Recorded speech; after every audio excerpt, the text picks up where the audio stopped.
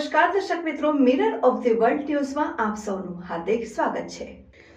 વડોદરા મહાનગરપાલિકાની દબાણ શાખા ટીમની લાલ આંખ યથાવત, શહેરના અનધિકૃત દબાણો હટાવાયા। શહેરમાં પૂર્વ નગરસેવકના પુત્રની હત્યા બાદ વડોદરા મહાનગરપાલિકાનું દબાણ શાખા તંત્ર હવે એક્શન મોડમાં શહેરના અનેક વિસ્તારોમાં ગેરકાયદેસર દબાણો હટાવવાની કામગીરી રોજે રોજ હાથ ધરવામાં આવી રહી છે।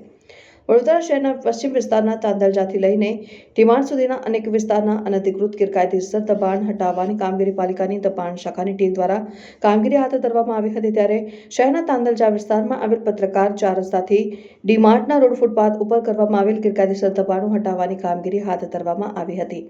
મહત્વની વાત છે કે પાલિકાની દબાણ શાખાની ટીમ દ્વારા ગેરકાયદેસર લારી ગલ્લાઓ, વસાહતો સહિતના દબાણો દૂર કરાવવામાં આવ્યા હતા। સાથે મોટી સંખ્યામાં લારી ગલ્લાઓનો સામાન જપ્ત કરવામાં આવ્યો। ત્યારે સુરક્ષાની વ્યવસ્થા જળવાઈ રહે તે માટે પોલીસ બંદોબસ્ત વોર્ડ નંબર 10 અને વોર્ડ નંબર 11ની ટીમની મદદ લેવામાં આવી હતી અને મહાનગરપાલિકાની દબાણ શાખાની ટીમ અને પોલીસ તંત્ર દ્વારા સંયુક્ત કામગીરી કરી ગેરકાયદેસર દબાણો હટાવવામાં આવ્યા હતા। સ્વાભાવિક છે કે દબાણ હટાવતી વખતે લારી ગલ્લા ધારકો તથા પાલિકાની ટીમ વચ્ચે તૂતુમામે પણ જોવા મળી હતી।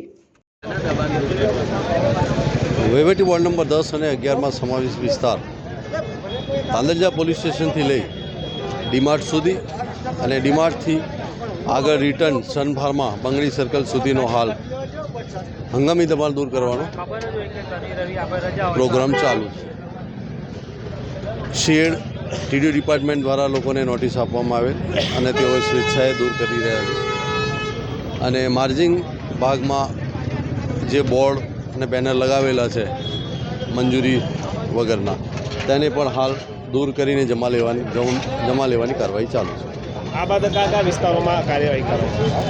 અત્યારે તો ચાલી રહી છે આ રોડ પર, પછી આગળ સન ફાર્મા રોડ પર પણ કાર્યવાહી કરવામાં આવશે।